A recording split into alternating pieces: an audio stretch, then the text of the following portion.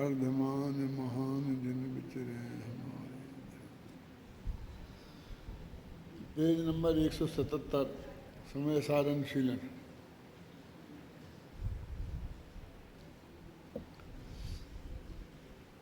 ये पंडित जयचंद जी छाबड़ा का भावार्थ अपन पढ़ने वाले थे।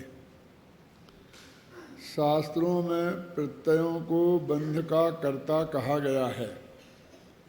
गुणस्थान भी विशेष प्रत्यय ही हैं। वे 4 सामान्य प्रत्यय थे ना, कौन? मिथ्यात्व, अवरति, कषाय और योग, और ये 13 गुणस्थान ये विशेष प्रत्यय हैं।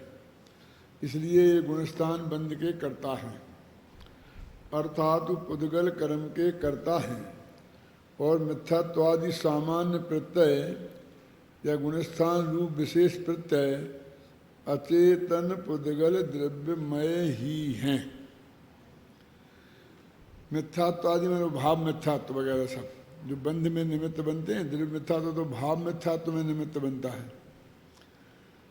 एक जगह ऐसा भी है कि उन भाव को गौण कर दो तो पुराने द्रव्य कर्मों ने ही नए द्रव्य कर्म बांधे।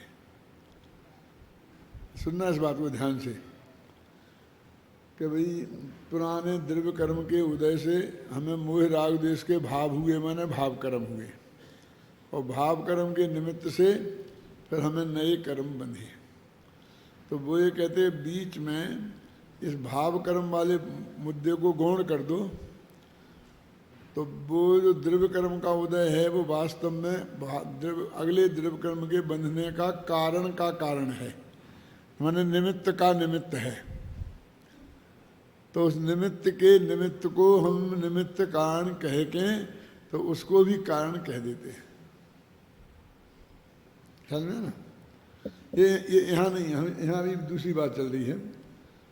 मिथ्यात्वादि सामान्य प्रत्यय और गुणस्थान रूप विशेष प्रत्यय अचेतन पुद्गल द्रव्यमय ही हैं। 68वीं गाथा को पढ़ करके मैंने कल परसों बताया था आपको कि इनको वहाँ पर ते नित्य मचेदना मुक्ता मोहन कम्म सुदया तो नित्य मचेदना मुक्ता। मोहन कर्म के उदय से होने से उन्हें नित्य अचेतन कहा गया है। ये मोहन है ना, मोहन जिनके यहाँ पर उनका श्री कृष्ण का एक नाम है ना, अपने यहाँ इस कर्म का नाम है मोहन कर्म, है ना? कहाँ? वही 68 गाथा में है ना, मोहन कम्म सुदया।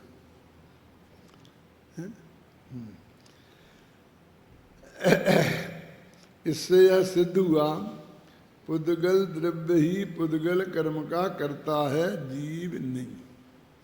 अब देखो, यद्यपि वो पुद्गल अलग है और जो बंधा वो पुद्गल अलग है, तो अभी एक द्रव्य तो दूसरे द्रव्य का कर्ता तो रहा ही ना। एक द्रव्य दूसरे द्रव्य का कर्ता है नहीं है, अभी अपन वहां तक नहीं पहुंचे।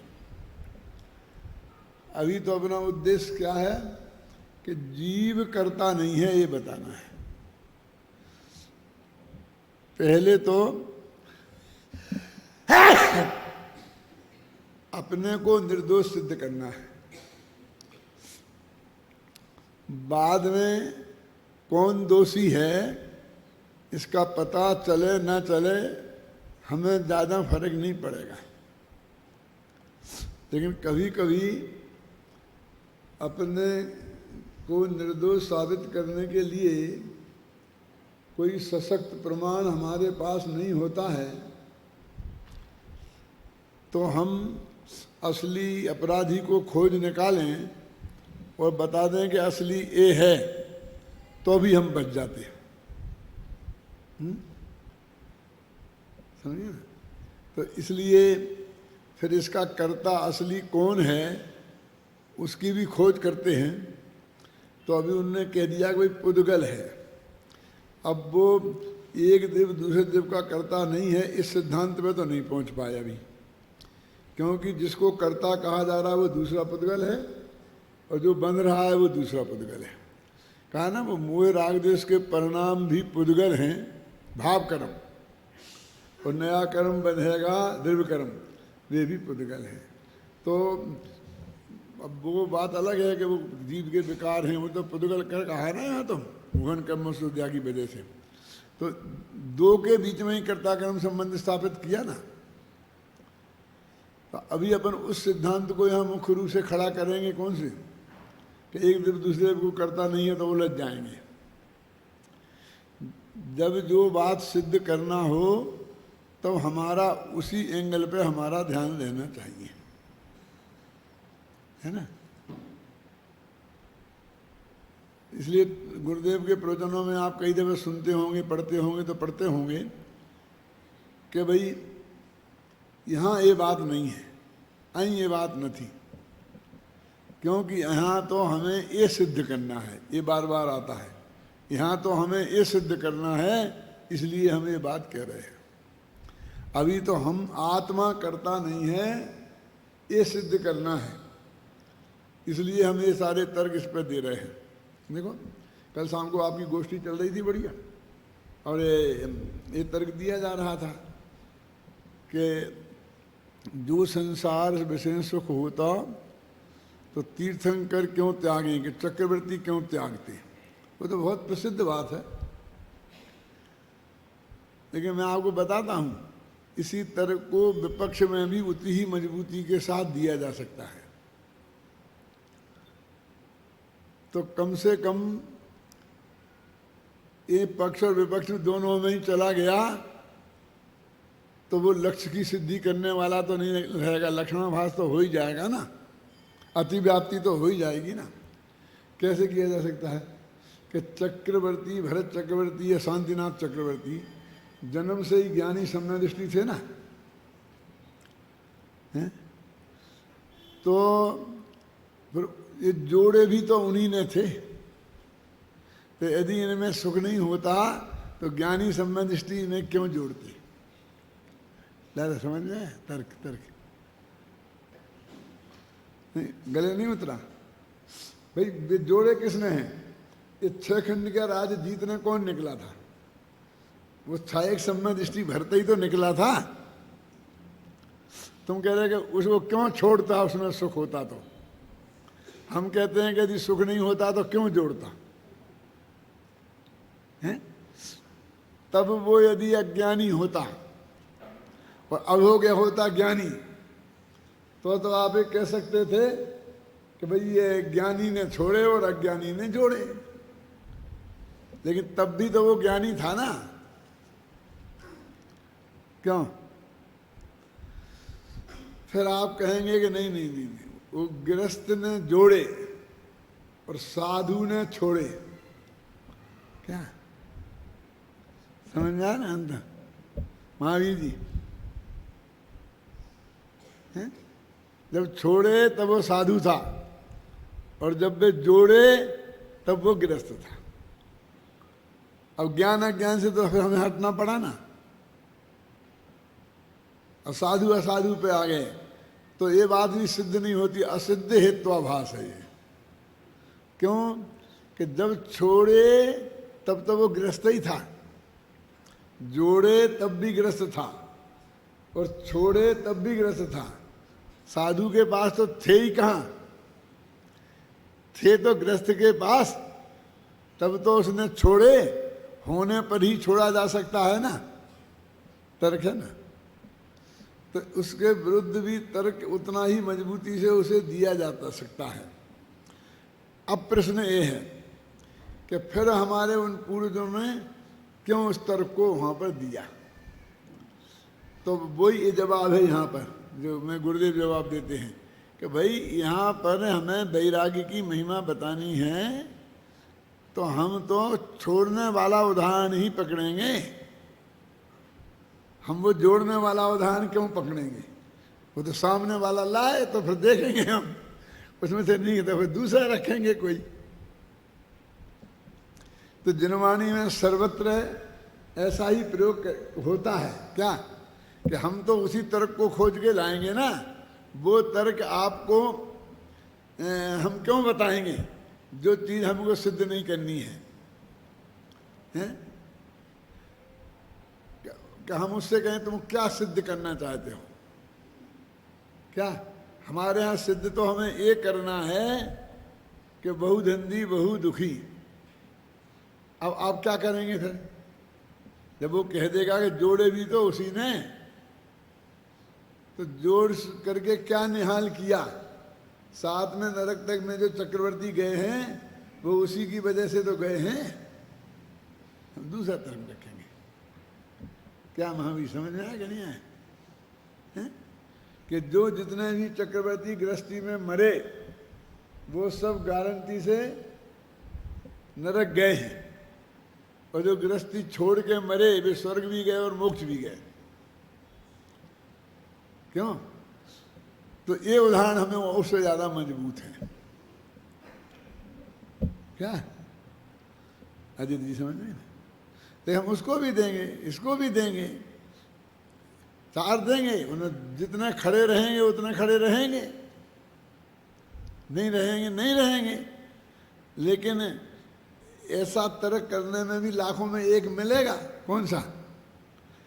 कि जो ये सोचे कि जोड़े तो भी तो सम्यक दृष्टि ज्ञानी नहीं थे। क्यों? लाखों लोगों का, सामान्य लोगों का ध्यान तो इधर जाता ही नहीं है,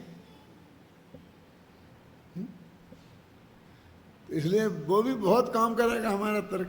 इस जगत के अज्ञानियों को समझाने के लिए वो भी हमारे लिए बहुत उपयोगी है। वो न्याय और तर्क की कसौटी पे खरा उतरा कि नहीं उतरा ये तो बाद की बात है, लेकिन पहले तो लोगों के गले एकदम सीधा डायरेक्ट अटैक करता ही है ना, और बात उतर जाती है। तो हम उस तर्क को क्यों छोड़ें? हम उस तर्क को भी प्रस्तुत करेंगे। देखो यहाँ अभी इसलिए मैं आपको ये उदाहरण दे रहा हूँ कि यहाँ अभी ये सिद्ध करना है कि जीव करता नहीं है। तो कहते पुद्गल का कर्ता पुद्गल है। और कौन से पुद्गल का कर्ता?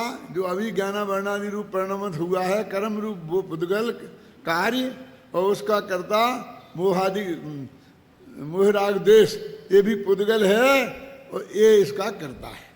हालांकि दोनों में पुद्गल पुद्गल में फर्क है। एक रूप रसगंध स्पर्श वाला पुद्गल है और एक बिना रूप रसगंध स्पर्श वाला पुद्गल है। पुद्गल तो बिना रूप रसगंध स्पर्श वाला होता ही नहीं, स्पर्श रसगंध वर्ण बनता पुद्गल है, वो अध्यात्म में होता है। क्या है? समझ में ना?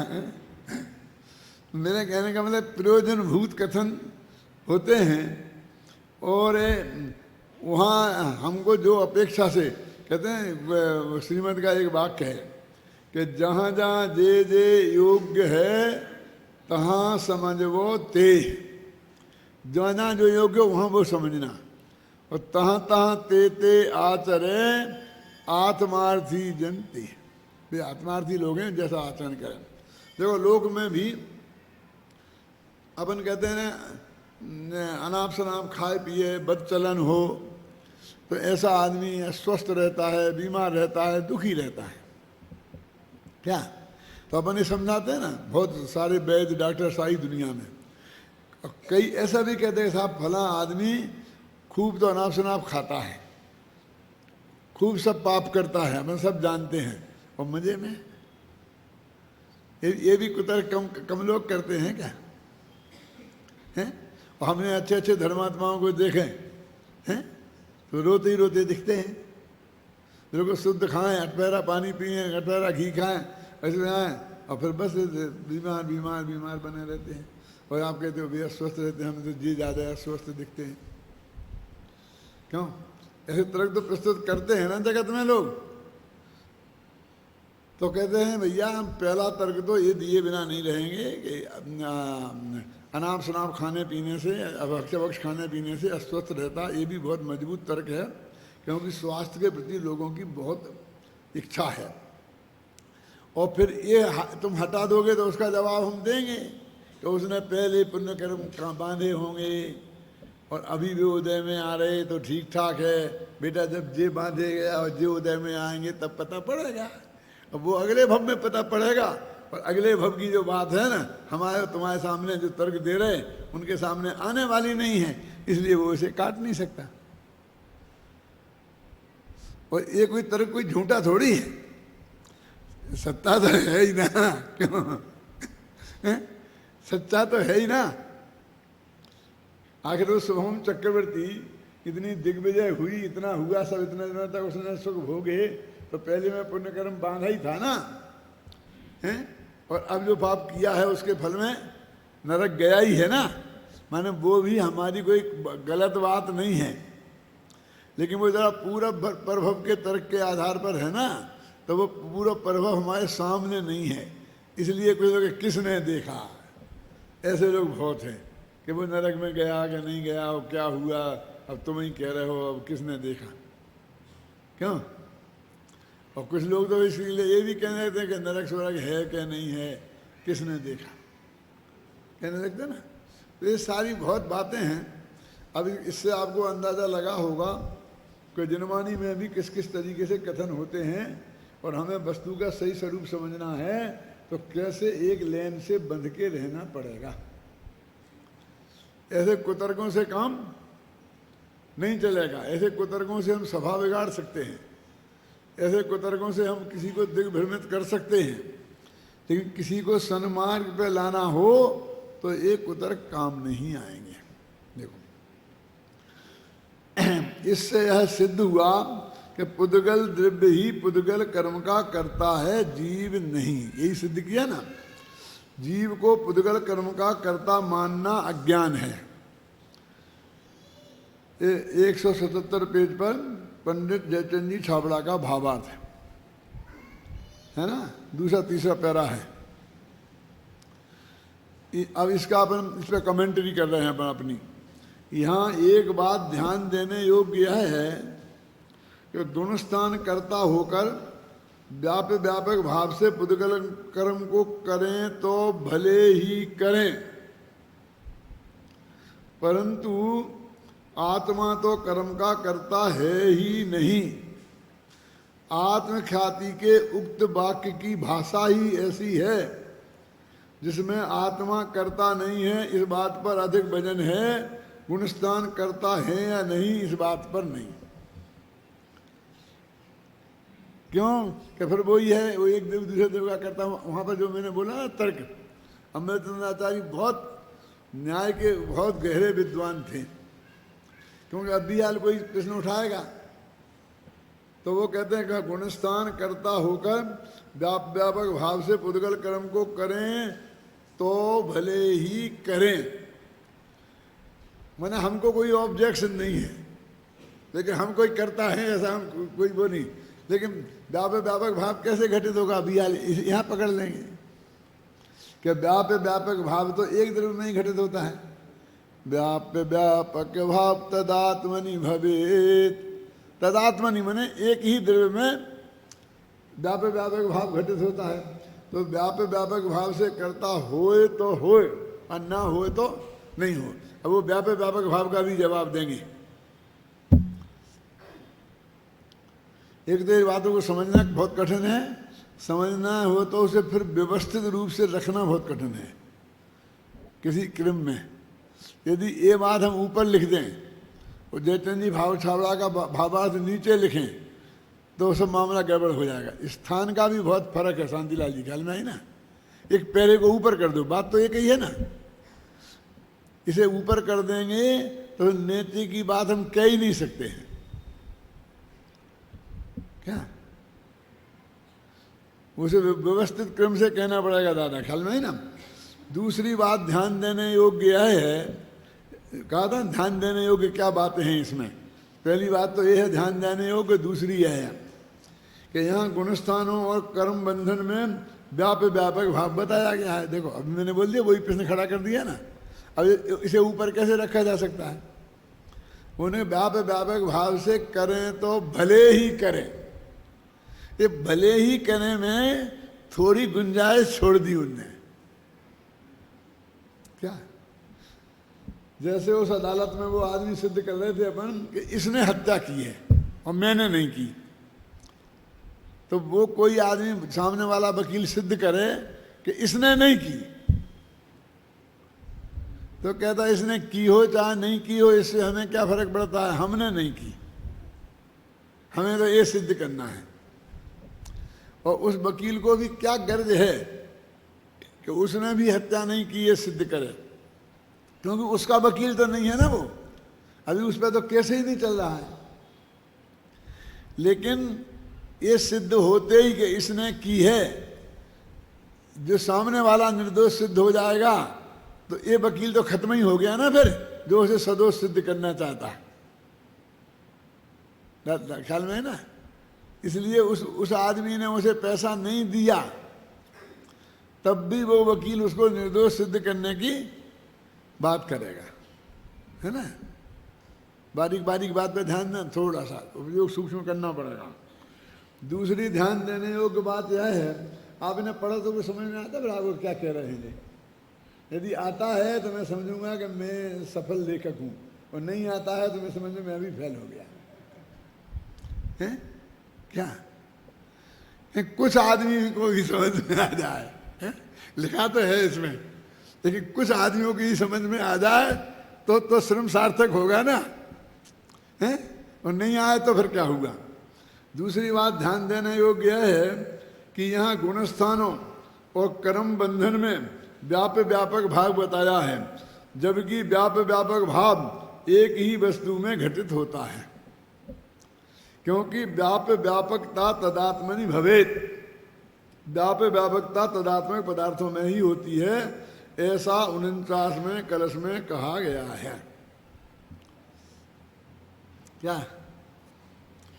और उक्त संदर्भ में स्वामी जी का स्पष्टीकरण इस प्रकार है।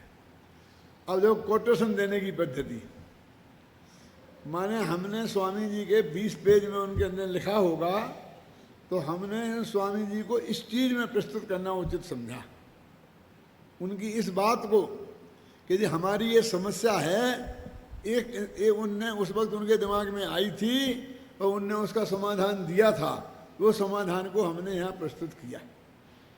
वे 19 पेज छोड़े और जे 1 पेज लिखा, क्यों? अब समझ में आया ना तर्क। वो मैंने प्रेसी का उदाहरण दिया था ना, प्रेसी समझते हैं ना, अंग्रेजी वगैरह में एक पैरा होता है एक पेज का, तो कहते हैं प्रेसी करो, प्रेसी मैंने संक्षिप्तीकरण, सारांश, तो कहते 1/3 करना चाहिए, 2/3 निकाल दो और 1/3 रखो। तो हम 4 जैसा शुरू के बस एक पैरा रख लें, बाकी के 2 पैरा उड़ा दें, ऐसा हो सकता है? क्यों? तो हमें गुरुदेव की कोई भी बात रखना है वो हो सकती है? नहीं, एक कहानी बहुत अच्छी सुनाई थी उनने, तो अपन गुरुदेव की एक कहानी रख दो इसमें, है? वो कहानी चाहे वहाँ बैठती हो चाहे नहीं बैठती हो, है? क्या जो हम सिद्ध करना चाहते हैं उसके जो अनुकूल पढ़े वो कोटेशन निकाल के लाना चाहिए ना हमें, तब तो वो कोटेशन है ना, नहीं तो क्यों? तो उसमें भी क्या क्या क्या हटाएं और क्या रखें। अब वो 1/3 बार हम रखें और पूरा भाव आ जाए कि साहब जो पूरे 1 पेज में आया वो 1/3 में कैसे आ जाएगा? तो कुछ ना कुछ तो छूटेगा, फिर तुम्हारी प्रेसी काय की बनाई फिर तुमने, संक्षिप्तीकरण क्या क्या हुआ? तो उसमें कोई उदाहरण दिया होगा, कोई व्यर्थ के तर्क वितर्क किए होंगे, वो सब हटा देंगे, लेकिन फंडामेंटल रखेंगे। ये उसका तरीका है। और वो लेखक ये जानना चाहता परीक्षक कि आप में ऐसी क्षमता है कि नहीं है। देखो, गोदान उपन्यास है, प्रेमचंद जी का नाम सुना? प्रेमचंद जी का नाम सुना? उपन्यास सम्राट प्रेमचंद, 700-800 पेज का उपन्यास है। अब इतना लंबा कोई पढ़ता नहीं है, पढ़ नहीं सकता है, तो हम उसे 200 पेज में बना दें। बना सकते हैं ना? बना सकते हैं, लेकिन क्या रखना और क्या छोड़ना, ये 600 पेज कौन से छोड़ना, ये बहुत कठिन काम है।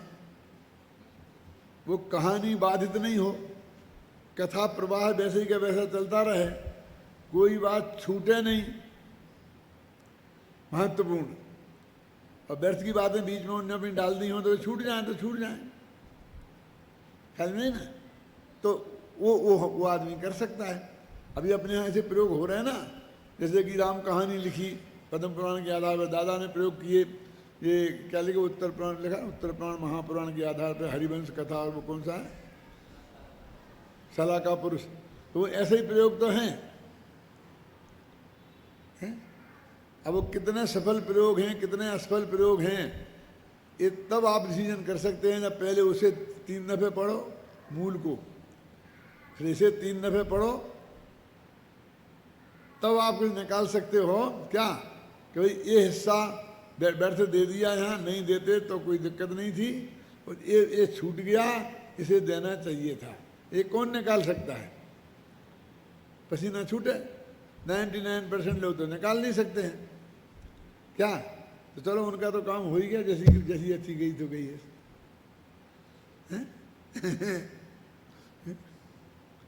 साहब ये तो ठीक नहीं हुआ कि क्या, स्थूल बुद्धि वालों को तो ऐसे ही ठीक होता है।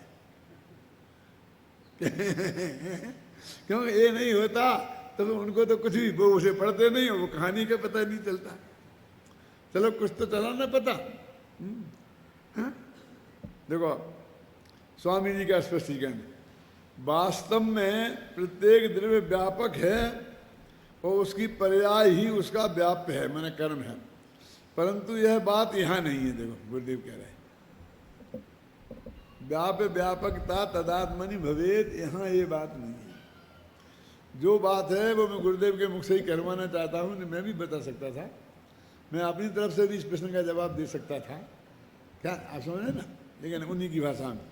यहाँ तो यह कहना है कि जो 13 गुणस्थान हैं वे तो व्यापक हैं, और जो नवीन कर्म बंध होता है वह उनका व्याप्य है। अब ये कहना चाहते हैं, अब वो कहते कि कैसे हैं, हम तो नहीं मानेंगे। अब हम क्या करें, यहाँ तो कहा है, अब बताएंगे कैसे हैं। विकारी भाव प्रसारित होकर नवीन कर्म रूप का व्याप्य को बांधते हैं, करते हैं, यहाँ ऐसा संबंध लेकर कथन किया है। आगे समझे, इनमें व्याप्य व्यापक माना है। सुनो अब आगे सुन, लिखा व्याप्य व्यापक भाव वस्तुतः एक द्रव्य में होता है, एक ही द्रव्य में होता है। द्रव्य कर्ता व्यापक और उसका कर्म या पर्याय उसका व्याप्य, परंतु यहाँ दूसरी जुदी शैली,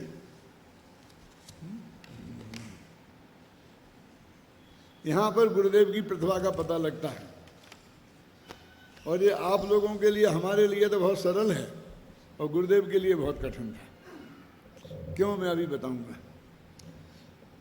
अपेक्षा से बात कही गई है, आत्मा शुद्ध चैतन्यमय द्रव्य है तथा 13 गुणस्थान अचेतन है।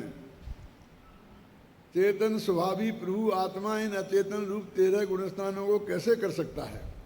जब अचेतन गुणस्थान शुद्ध आत्मद्रव्य में ही है ही नहीं, तो फिर आत्मा नवीन कर्म बांधता है, यह बात ही कहाँ रही? अहो भेद विज्ञान की अलौकिक बात है। उन्होंने तो ये कह दिया। अपना इससे भी मजबूत तर्क है अपने पास, उनके पास तो वो चीज़ थी नहीं, इसलिए वो क्या करते, न्याय शास्त्र का नहीं पढ़ा था उन्होंने विधिवत। अपने यहाँ तो ये नियम है ना कि अन्वय और व्यतिरेक जहाँ घटित हो जाता है वहाँ हम व्याप्ति मान लेते हैं, वहाँ हम व्यापक भाव मान लेते हैं न्याय शास्त्र की अपेक्षा। न्याय शास्त्र में अन्वय और व्यतिरेक घटित होना चाहिए। और ये अन्वय और व्यतिरेक क्या वाला है कि जिसके होने पर जो हो और जिसके नहीं होने पर जो ना हो, ऐसा है ना। अन्वय उल्टा उल्टा घटित होगा, वो समझ लेना अपने आप। तो ये नियम घटित हो जाना चाहिए, वहाँ हम कर्ता कर्म संबंध मान लेते हैं। तो ये ऐसा नियम घटित हो जाते हैं दो द्रव्यों के बीच में भी। जैसे पुद्गल कर्म का उदय निमित्त है और राग नैमित्त है, तो अपने कहेंगे कि राग जहाँ होगा वहाँ पुद्गल कर्म का उदय होगा होगा होगा होगा ही। ये घट गया अन्वय। अब व्यतिरेक कैसे करेंगे कि पुद्गल कर्म का उदय नहीं होगा तो राग नहीं होगा, राग होगा नहीं होगा तो पुद्गल कर्म का उदय नहीं होगा।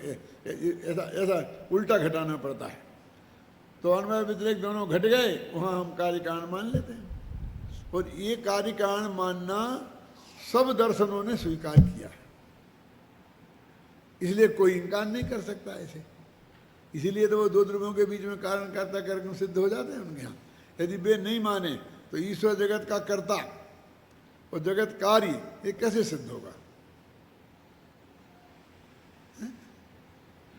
क्या वही कहते ईश्वर जगत का कर्ता है, तो सबसे बड़ा हेतु उनके यहाँ क्या दिया है, कार्यत्वात्, कि जगत एक काम है और काम किसी ना किसी कर्ता के बिना नहीं होता, इसलिए कोई ना कोई कर्ता अवश्य होना चाहिए।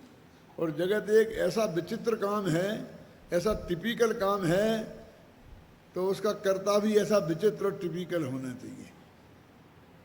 क्या वो लोग कहते हैं कि अपने एक चित्रकार बारीक से बारीक चित्रकारी बनाता है ना, आपका जो चेहरा है उसका फोटो कोई लेता है तो एक एक डिटेल बारीकी से उस फोटो में आ जाए तो अपन उस फोटोग्राफर को बहुत बढ़िया मानते कि नहीं, और चित्र बनाने वाला बना दे तो भी बहुत बढ़िया मानते हैं।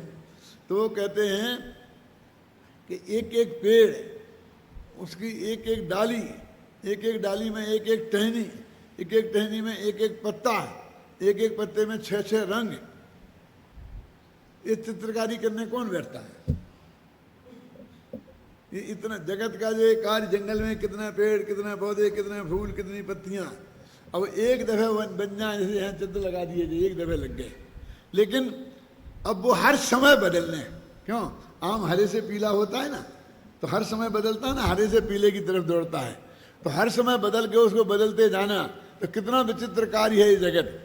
तो ईश्वर जैसा समर्थ पुरुष ही ऐसा काम कर सकता है, इसलिए वो ईश्वर बहुत समर्थ है, बहुत समझदार है, बिना ज्ञानवान आदमी नहीं कर सकता है, और उसको इच्छा शक्ति भी होनी चाहिए और उसमें करने का शक्ति भी होनी चाहिए। 3 चीज़ें होनी चाहिए, ज्ञान, इच्छा और प्रयत्न। उनके यहाँ माने हैं ईश्वरवादियों के यहाँ। कोई कार्य संपन्न करना है तो 3 चीज़ें होना चाहिए, कौन कौन सी? ज्ञान, इच्छा और प्रयत्न। तो वो कर्ता इतना ही समर्थ होना चाहिए, उसे ज्ञान होना चाहिए पूरा, इसलिए वो ईश्वर सर्वज्ञ है, और उसकी प्रबल इच्छा होना चाहिए कि मैं बनाऊं एको हम बहुत श्याम, तब तो बनाएगा, और फिर उसको प्रयत्न भी करना पड़ेगा, ऐसे नहीं कि बैठे बैठे हो जाएगा। अपने ये कहते हैं कि जिसके पूरा ज्ञान होगा उसकी इच्छा नहीं होगी, जिसकी इच्छा होगी उसके पूरा ज्ञान नहीं होगा, क्योंकि बीतरागी पहले बनता है और सर्वज्ञ बाद में बनता है। ये सारे फंडामेंटल है, बहुत बातें हैं, लेकिन थोड़ा आइडिया लगा ना। तो वे कहते हैं कि ऐसा अन्वय व्यतिरेक, वो यहाँ अन्वय व्यतिरेक घटित होता है। देखो आचार्य जयसेन ने तात्पर्य वृत्ति नामक टीका में इन गाथाओं के भाव को प्रश्नोत्तर शैली में और नए विभाग से विस्तार से स्पष्ट किया है। अब ये प्रकरण भी उसमें नया है, इसलिए इसमें दिया जो अमृतचंद में नहीं है ना। निश्चय नय से अभेद विवक्षा में, देखो निश्चय नय में भी भेद विवक्षा भी होती है ना, 2 द्रव्य भिन्न भिन्न है, ये भी तो निश्चय नय का ही कथन है ना। बंध का कर्ता एक पुद्गल ही है, भेद विवक्षा में सामान्य 4 प्रत्यय और मूल प्रत्यय और बंध के कर्ता कहे गए हैं, और उत्तर प्रत्यय तो बहुत होते हैं, ऐसा सर्वज्ञ भगवान ने कहा है। ये 13 नहीं कही उनने, क्योंकि और बहुत हो सकते हैं ना, इन्हीं के भेद में जाओ तो वे तो मध्यम है।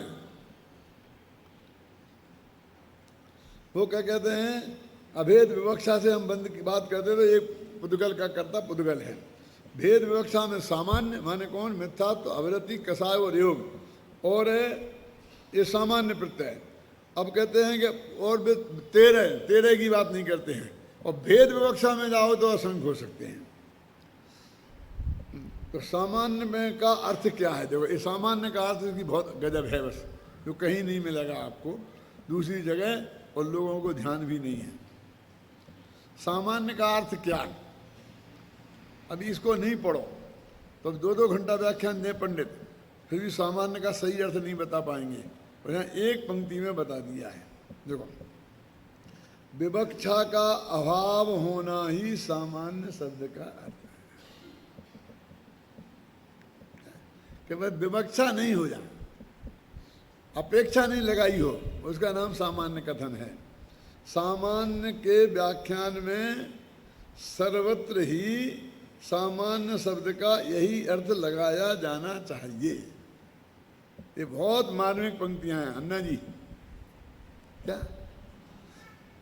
क्या गुणस्थान की अपेक्षा 13 गुणस्थान हैं, तो इन 4 बताए। तो सामान्य से क्या है कि प्रत्यय, बस खत्म, कोई अपेक्षा नहीं लगाई, बस प्रत्यय बंध के कारण है वो। सामान्य माने अपेक्षा का अभाव। जब हम सामान्य कथन करेंगे तो कोई अपेक्षा हमसे नहीं पूछ सकता, हमने अपेक्षा लगा दी तो वो कथन विशेष हो जाएगा। अब ये बात नहीं लोगों के ध्यान में नहीं आती है, लिखिए जैसे ना चाहिए उसमें। विवक्षा का अभाव, उसका नाम सामान्य कथन है। अपन ने कह दिया ना, जीव ने जैसे कर्म बांधे वैसे ही तो फल भोगेगा। अब कोई इसमें अपेक्षा नहीं लगाई, विवक्षा नहीं लगाई, सामान्य कथन है ये। कहते वो कहते हैं ये सामान्य कथन है। थोड़ा दूसरा उदाहरण दूं सामान्य कथन के लिए। वो तत्वा सूत्र का है ना कि कौन से स्वर्ग में कौन सी लेस्याएं होती हैं। तो उन्होंने कह दिया पहले दूसरे में पीत, तो तीसरे चौथे, फिर बाद के 6 में पद में, फिर बाद में सुख। क्या है सामान्य, और कोई अपेक्षा नहीं लगाई। फिर विशेष में कहा तो पहले दूसरे में पीत और तीसरे चौथे में पीत पद, ऐसा मिला मिला के है। राजवार्तिक में ऐसा कहा, आप समझे ना। तो वो फिर कहेंगे तो झूठ हो गया ना, राजवार्तिक और तत्वासूत्र में मतभेद हो गया ना, कि वे तो उसके टीकाकार हैं राजवार्तिककार। तो यदि वो ग्रंथ झूठा लगता उन्हें और ये बात सही है तो उसकी टीका उन्होंने काय को लिखी? उनकी गलतियां बताने के लिए टीका लिखी थी, क्यों? तो वो कहते नहीं, वो सामान्य अपेक्षा कथन था, वहाँ विवक्षा नहीं थी, हमने इस विवक्षा से विशेष अपेक्षा कथन किया है। ये 4 प्रत्यय मिथ्यात्व, अविरति, कषाय और योग ऐसा जानना चाहिए। उन प्रत्ययों के गुणस्थान के भेद से मिथ्यात्व गुणस्थान से लेकर संयोग केवली के चरम समय तक 13 भेद हैं। अब उन्हें फिर भेद कर दिया थोड़ा सा। क्या कर दिया? वहाँ लिखा था कि पहले गुणस्थान से 13वें गुणस्थान तक। अगर 13वें गुणस्थान का भी तो बहुत काल लंबा काल है ना, तो चरम समय तक, अंतिम समय तक, जिसके बाद फिर 14वें गुणस्थान, 13वें के बाद 13वां आएगा, वहां तक नहीं खत्म हो जाना। मैंने उसमें थोड़ी बारीक बात और लगाई ना, क्या रमेश समझ में आता ना कि 13वें गुणस्थान में तो ये जीव कितना काल रह सकता है? 8 बरस 1 अंतर मुहूर्त कम 1 कोटि पूरब तक 13वें गुणस्थान में रह सकता है। क्यों? कर्णान योग में पढ़ा होगा ना ये। क्यों? कि एक मनुष्य से ही मोक्ष होता है, मनुष्य ही 13वें गुणस्थान में जाते हैं। और मनुष्य की कर्म भूमि का मनुष्य 1 कोटि पूरब से ज्यादा की आयु नहीं होती। अब एक आदमी को बिल्कुल जब उसका समय उतना रह गया बाकी, तब ही उनको केवल ज्ञान हुआ। क्या? 8 वर्ष की उम्र में उसने केवल ज्ञान पैदा किया, तो अंत मुहूर्त तो पैदा होने में लगेंगे ना। तो 8 वर्ष और अंत मुहूर्त एक काट दो 1 कोटि पूरब में से, और फिर 14वें गुणस्थान का काल होता है बस 5 आई मिला करके, तो उसके पहले वो 14वें में जाएगा। तो वे 5 अक्षर के उतना वो निकाल दो, और बाकी जितना काल बचा वो 13वें का हो सकता है उत्कृष्ट। ठीक है, न्याय से सिद्ध हुआ ना। तो इतना काल है, तो इसमें से फिर हम शुरू के 1 घंटे के 13वां गुणस्थान ले लेंगे कि नहीं, चरम समय तक, जब तक वो 14वें में नहीं पहुंचा तब तक ये सामान्य प्रत्यय है। हो गया?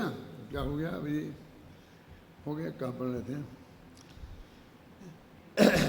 ये मिथ्यात्वादी भाव प्रत्यय शुद्ध निश्चय नय से अचेतन ही हैं। देखो अब उन्हें नए लगाए ना, ये सब जैसे न चारी का चल रहा है भैया, मेरे ख्याल से काफी लंबा है।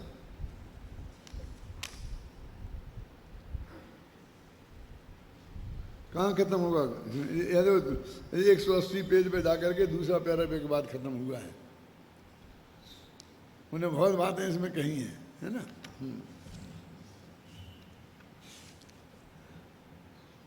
ये मिथ्यात्वादि भाव प्रत्यय शुद्ध निश्चय नय से अचेतन ही हैं, क्योंकि वे पुद्गल कर्म के उदय से प्रकट होते हैं। स्त्री पुरुष के संयोग से उत्पन्न होने वाले पुत्र को, देखो, विवक्षा भेद से कोई देवदत्ता का पुत्र कहता है, कोई देवदत्ता का पुत्र, देवदत्त का पुत्र कहता है। ये बता रहे, अपेक्षा विवक्षा के बिना का अर्थ बता रहे हैं। देवदत्त और देवदत्ता, ये आचार्यों को कुछ नाम नहीं मिलते थे, ऐसे नाम मिलते थे। अब ऐसा नहीं होता है कि पति का नाम देवदत्त हो, पत्नी का नाम देवदत्ता है। भाई और बहन का नाम तो हो सकता है ऐसा, क्योंकि एक पिता की ऐसी रुचि है और देवी देवताओं की वो आराधना करता है। फिर बेटा पैदा हुआ तो उसने नाम देवदत्त रख दिया, फिर लड़की पैदा हुई तो देवदत्ता रख दिया है। लेकिन वो लड़की और लड़का तो कहीं का लड़की कहीं की, वहाँ वो देवदत्ता नाम रखेगा। इससे मालूम पड़ता है कि ये बिल्कुल उनकी ऐसा कोई दुनिया में नहीं मिलेगा, ये आचार्यों के दिमाग में ही मिलेगा। और ऐसी सैकड़ों कहानियाँ हमारे भट्टारकों ने लिख दी हैं, कथा कोश के नाम से छपी हैं, और जिन्हें महिलाएं पढ़ पढ़ के गदगद हो जाती हैं, ख्याल में है ना। उन कहानियों में ये बातें लिखी हैं, क्योंकि लोग उनने कपड़े वपड़े पहन लिए, गेरुआ वस्त्र पहन लिए, सम्राट बन गए, तो लोग उन्हें आहार नहीं देते थे, क्योंकि ये तो साधु नहीं है। वो आहार देती हैं स्त्रियां, तो उनमें रोटी का संकट आया। तो उन्होंने कहा इन औरतों पर काबू करना चाहिए। आदमी चाहे हों, जो जहाँ जाना है मनने दो, औरतें अपने कब्जे में रहेंगी तो अपना काम चलता रहेगा। तो उनने ऐसी कहानियाँ लिखी, एक ही स्टाइल में, एक ही टोन में सैकड़ों कहानियाँ मिलेंगी। मैं मुझ टोन में बता देता हूँ, फिर आप पढ़ लेना कहानियाँ। क्या कि एक लड़की थी, वो दर्पण में अपना चेहरा देख रही थी, कुछ भी कर रही थी। इतने में वहाँ मुनिराज आ गए, तो उसने उनकी उपेक्षा की, फिर उनको पड़गाने में नहीं दिया, आहार नहीं दिया, ऐसा किया वैसा किया, बस ये उसका अपराध हो गया। अब उसके अपराध के बाद में वो फिर नरक गई, फिर वहाँ से हुई तो एक सूकरी हुई, फिर नरक गई, फिर कुकरी हुई, फिर नरक गई। फिर 5-7 दफे तो उसे नरक में भेजेंगे, 5-7 दफे कुकरी सूकरी बनाएंगे। क्या फिर बाद में कोई पुण्य के उदय से एक दुर्गंधा ऐसी, कहीं गरीब के घर में ऐसी कोई बेटी हो गई। क्या फिर वे वहाँ एक मुनिराज बैठे होंगे, वो उन मुनिराज के पास गई कि महाराज मेरे कौन से पाप कर्म का उदय है कि जिसकी वजह से मैं ऐसी हो गई। तो महाराज बताएंगे कि तूने फलाने फलाने भम में माने मुनि महाराज का अपमान किया था, उपेक्षा की थी, आहार नहीं दिया था, इसके फल में तेरे को इतने दुख भोगने पड़े हैं। अब तू ऐसा कर कि अब उसका प्रायश्चित कर और उनका आदर सत्कार कर, उन्हें आहार दे, ऐसा कर तो तेरा कल्याण हो जाएगा। फिर वो बेचारी ऐसा करेगी, फिर वो स्वर्ग चली जाएगी। फिर आगे किसी सेठ की लड़की होगी, फिर वो स्वर्ग चली जाएगी। फिर राजा की लड़की होगी, फिर स्वर्ग चली जाएगी। फिर आकर के किसी और के बड़े चक्रवर्ती की कन्या हो जाएगी। फिर जा करके वो दीक्षा लेकर स्त्री लिंग का छेद करके फिर स्वर्ग में चली जाएगी। फिर आकर के वहाँ से पुरुष होकर और दीक्षा लेकर मोक्ष से चली जाएगी। एक स्टाइल पे सैकड़ों कहानियाँ पर भरी पड़ी हैं, और ये सब लिखी गई हैं करीब 15वीं-16वीं शताब्दी से लेकर 18वीं शताब्दी के बीच में। और उन्हें पढ़ पढ़ करके महिलाएं, भैया हमें क्या करना है, बेहुइयाँ तो उनका पाप का फल बे भोगेंगे, अपन को तो किसी की निंदा नहीं करना चाहिए। तुमने देखा नहीं है निंदा का फल क्या है, कुकरी सूकरी और नरक। और वे कैसे ही हुए, अपन को क्या फर्क पड़ना है, अपन को तो स्वर्ग मिल ही जाएगा। और फिर क्रमशः अनुक्रम से पावे निर्माण, क्या अनुक्रम से। और एक स्टाइल बता देता हूँ, वो सब पद में हैं। और कहाँ से शुरू होती हैं?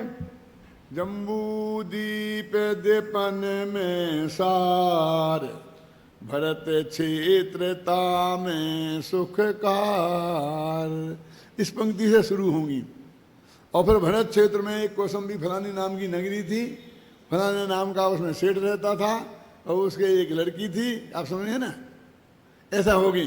फिर वे कहेंगे, फिर एक समय, एक पंक्ति आएगी बीच में, फिर एक समय विपुला चल तीर, समूह शरण आयो महावीर। विपुलाचल पर्वत पर महावीर भगवान का समूह शरण आया है। और राजा सैनिक वहाँ गए, और राजा सैनिक ने पूछा कि हे भगवान, आप हमें ये बताइए कि ये जीव नरक आदि में कैसे जाता है और मोक्ष कैसे जाता है, तो इसीलिए हमें कोई ऐसी कहानी सुनाइए। तो उन्होंने फिर किसकी कहानी? दुर्गंधा की कहानी शुरू हो गई। और फिर वो सारी कहानी जो मैंने बताई उस स्टाइल पर वो कोई ना कोई कहानी खत्म कर देंगे, और इस तरह से हो गया, हो जाएगा। बस ये स्टाइल है, कहाँ से शुरू करना, कहाँ खत्म करना। मैंने सैकड़ों पढ़ी हैं, तब कह रहा हूँ, ऐसा नहीं समझ लेना, है ना। ऐसी कल्पना लोग की उड़ाने नहीं भर रहा हूँ।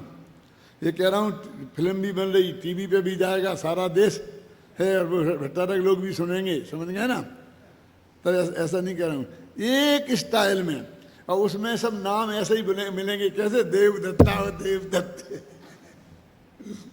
गांव का नाम भी वही, फिर नगर का नाम भी वही, फिर राजा का नाम भी वही, फिर रानी का नाम भी वैसा ही है। जनकपुर, जनक राजा, जान की बेटी क्या, वो ऐसे नाम ही बता देते हैं कि ये पूरी कहानी काल्पनिक है। देखो, जब मैंने पंडित टोडरमल जी पे शोध किया था, ये पंडित छपा है ना, तो मैंने उदयपुर गया था, तो वहाँ की मैंने वो सब जगह जा करके मैंने शास्त्र भंडार खंगारे थे। अलीगढ़ गया था, अजमेर गया था, आगरा गया था, कई जगह गया था। तो वहाँ मुझे एक किताब मिली है, वहाँ मुझे एक किताब मिली, उसका नाम था मिथ्यात्व खंडन। सड़ी सड़ाई थी, छपी छपाई थी, लेकिन बहुत सड़ गई थी। अब वो मेरे पास से खो गई, कहीं कहाँ चली गई, क्योंकि मैं उसे छपा नहीं सकता था। उसमें मिथ्यात्व खंडन नाम था किताब का, और वो किसी ऐसे ही भट्टारक की लिखी हुई थी, और वो उसमें बस यहीं से शुरू होता था, जम्बू दीप दीपन में सार, भरत क्षेत्रता में सुखकार, फिर एक समय विपुला चलतीर, समूह शरण आयो महावीर। और महावीर ने पूछा, महावीर से राजा सैनिक ने पूछा कि ये जो पंचम काल के अंत में अभी जाकर के ये मिथ्यात्व का प्रचार कौन करेगा? तो उसमें लिखा था कि जयपुर नाम का एक नगर होगा, उसमें एक टोडरमल नाम का पंडित होगा, और वो मिथ्यात्व का प्रचार करेगा, ऐसा लिखा था उसमें। ये भगवान महावीर ने कहा था राजा सैनिक से।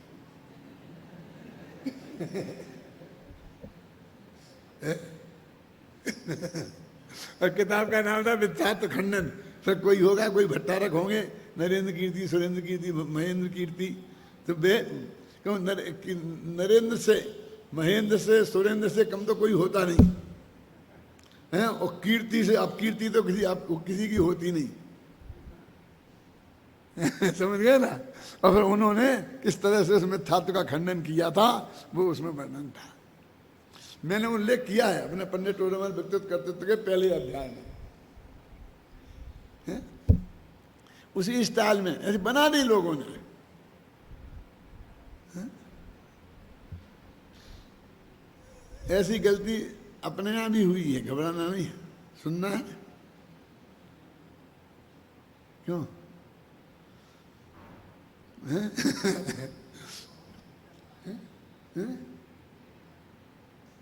अकेले में सुन लेना, मेरे से पूछ लेना जिसको विकल्प हो, हैं? मैं हाँ नहीं बताता।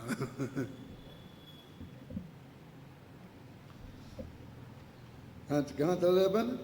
स्त्री पुरुष के संयोग से उत्पन्न होने वाले पुत्र को विवक्षा भेद से कोई देवदत्ता का पुत्र कहता है और कोई देवदत्त का कहता है। मैं पिता की अपेक्षा कहेंगे तो देवदत्त का पुत्र कहेंगे, और माँ की अपेक्षा कहेंगे तो देवदत्ता का पुत्र कहेंगे। कहने का मतलब ये है, और नाम उन्होंने ऐसे ही दिए ना, बिल्कुल उसी टाइप के। इन दोनों कथनों में विवक्षा भेद से जिस प्रकार कोई दोष नहीं है कि वो पुत्र देवदत्ता का है कि देवदत्त का है। अब मैं इसको थोड़ा आगे बढ़ाता हूँ कि पीहर में कोई पूछेगा तो सभी ये कहेंगे ये देवदत्ता का पुत्र है, और ससुराल में पूछेगा तो सभी कहेंगे ये देवदत्त का पुत्र है। समझ गया? उसी प्रकार जीव और पुद्गल के संयोग से उत्पन्न होने वाले मिथ्यात्व राग आदि, देखो जीव पुद्गल के संयोग, जीव ने नहीं किए, पुद्गल ने किए, कह रहे हैं ना। भाव प्रत्यय अशुद्ध निश्चय नय से अशुद्ध उपादान रूप से चेतनमय है। देखो इस चेतनमय सिद्ध कर रहे हैं, वो तो विवक्षा के बिना कह दिया पुद्गल उनको, है ना। जीव के साथ संबद्ध है, निश्चय नय से बात है जी, व्यवहार से नहीं, अशुद्ध निश्चय नय से। और शुद्ध निश्चय नय से शुद्ध उपादान रूप से मिथ्यात्व रागादि भाव प्रत्यय अचेतन है, और पौधगल एक है। ये दो नए लगेंगे, और दोनों निश्चय नय है।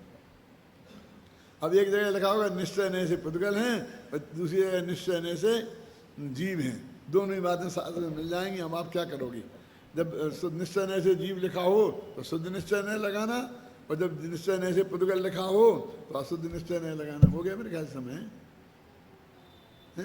क्यों अंतर समझ में आना का नहीं? अब जैसे ना आचार्य ने कितनी खतरनाक बात खोली वहाँ से, जो प्रकरण वो है कि आचार्य मजबूती से सिद्ध कर रहे हैं कि ये बिल्कुल अचेतन है। क्यों है? क्योंकि ये पुद्गल क्रम के उदय से हुए हैं, इसलिए पुद्गल हैं। राग आदि इनका कर्ता भी पुद्गल है, और यहाँ ये बात लेके बैठे। तो आपको जो अच्छा नहीं किया, वो कमजोर पड़ जाएगी। आज की भाषा में क्या कहते हैं कि वो सब बात खोलोगे तो हमारी बात कमजोर पड़ जाएगी। अरे कमजोर नहीं पड़ जाएगी, एकांत होने का डर ज्यादा है। ये विवक्षा ख्याल में आना चाहिए ना। यदि परमार्थ से विचार करें तो वे मिथ्यात्व रागादि प्रत्यय ना तो एकांत से जीव रूप ही हैं, और ना एकांत से पुद्गल रूप ही हैं। देखिए, किंतु चूना और हल्दी के संयोग से उत्पन्न हुई कुमकुम के समान। कुमकुम जानते क्या होता है? कि वो लाल लाल सी होती है, वो यहाँ लगाते हैं, ऐसा करते हैं। अरे वो कैसे बनती है? हल्दी व चूना मिलाते हैं, उसका नाम कुमकुम है। क्या बन लिखा ना इसमें? किंतु चूना और हल्दी के संयोग से उत्पन्न हुई कुमकुम के समान वे जीव और पुद्गल के संयोग से उत्पन्न हुए हैं। यदि सूक्ष्म शुद्ध निश्चय नय से विचार करें, अब ये तीसरा सूक्ष्म शुद्ध निश्चय नय, ये परम शुद्ध निश्चय नय है, तो वस्तुतः वे हैं ही नहीं, क्योंकि वे अज्ञान से उत्पन्न हुए कल्पित हैं। अब एक क्या कह रहे, समझ नहीं, राग देश है ही नहीं। अब आप बोले कि इतने मौजूद हैं, हम देख रहे हैं, ये कहते हैं ही नहीं। अब सुनो कि आप गए थे ससुराल में, तो लोगों ने तिलक लगाया और हल्दी मल्दी भी लगा दी आपको, तो आपके जो सफ़ेद कपड़े थे वो सब पीले पीले हो गए। ख्याल नहीं ना? पीले पीले हो गए तो आपने घर पर उसे साबुन लगा के धोया तो लाल लाल हो गए। आप तो सफ़ेद निकालना चाहते थे, वे लाल हो गए, क्योंकि साबुन में था सोडा, और सोडा और हल्दी मिलके लाल हो जाता है।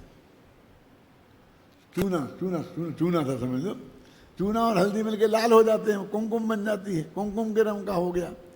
तो कहते घबराओ मत, इन्हें धो के तुम सूखने डाल दो।